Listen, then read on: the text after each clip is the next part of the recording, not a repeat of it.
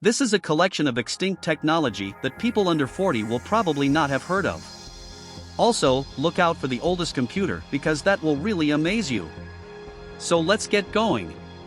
An 8-track stereo was a continuous loop audio tape cartridge with 4 programs each with right and left tracks and was created by a consortium of many motor and electronic companies in 1964.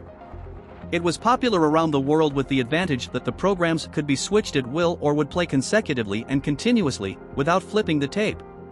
Even by today's standards, the sound quality was pretty good and it was popular around the world from the mid-1960s to the early 1980s. Unfortunately, being designed for playback of pre-recorded tapes, it eventually gave way to the inferior and older but more versatile cassette, which became the main way to listen to taped music on many devices. Mini discs were optical discs that were less than 3 inches across and were used as part of an audio system or through some very compact personal stereos. They were manufactured by Sony and rolled out worldwide during 1992. They were never a popular audio format, but with a storage capacity of as much as 1 gigabyte, they could hold up to 45 hours of audio on a single disc. Appearing at a time when CDs were still dominating the market, they struggled to gain popularity, though they were very popular in Japan and found moderate success in Europe. Sony sold 22 million mini-disc players but ceased their development in March 2011. LASERDISCs were 12-inch double-sided discs capable of playing 64 minutes of video per side, but unlike DVDs, they contained analog recordings rather than digital. Released in 1978, it was the first format of optical video storage, but it failed to gain mainstream recognition due to the expense of the players, although it did gain some popularity in Southeast Asia. It offered higher quality pictures than videocassettes, and the technology behind it was the foundation for compact discs, DVDs, and Blu-ray in later years. The last video titles were released in 2001 when a total of 16.8 million LaserDisc players had been sold worldwide. The idea for Web TV came from an ex-Apple employee named Steve Perlman. He wanted to create a device that allowed people to surf the internet on their TV using an external box instead of using a computer, which was seen as difficult and expensive at the time.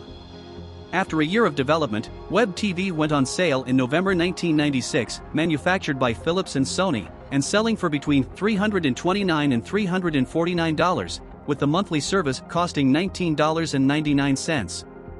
In 1997, Microsoft bought the company, later changing the name from Web TV to MSN TV. With the appearance of mobile phones, iPads, and laptops, the service was appearing cumbersome and outdated and was discontinued in early 2014. Teletext was a method for displaying text and basic graphics hidden in the TV signal on suitably equipped television sets and was created in the United Kingdom in the early 1970s by Philips. It was first introduced as the BBC's CFAX service in 1974, and was eventually employed by all major broadcasters in the UK, offering a range of text-based information, typically including news, weather, and TV schedules. It formed the basis for an extended world standard which was used around the globe, including the USA and Europe.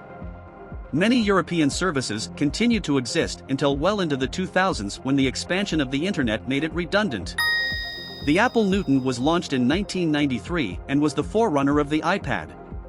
It was marketed as the future of computing, looking cool with a sleek design, a touchscreen with a stylus and handwriting recognition, and amongst the built-in apps were email, fax, an address book, notes, and a calendar.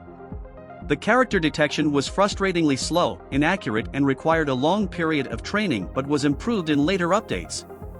However, despite being ahead of its time, it was launched far too early and its reputation was doomed and was finally killed off by Steve Jobs on his return to Apple in 1997. Forget Apple, it was IBM, the tech company that is widely credited with developing the first smartphone. The phone, called Simon, was released in 1994, 13 years before the first iPhone went on sale.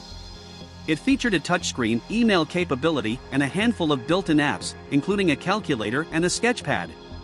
However, it suffered from a number of issues, notably having a battery life of just 1 hour, and was a failure, spending only 6 months on the shelves and selling only 50,000 handsets.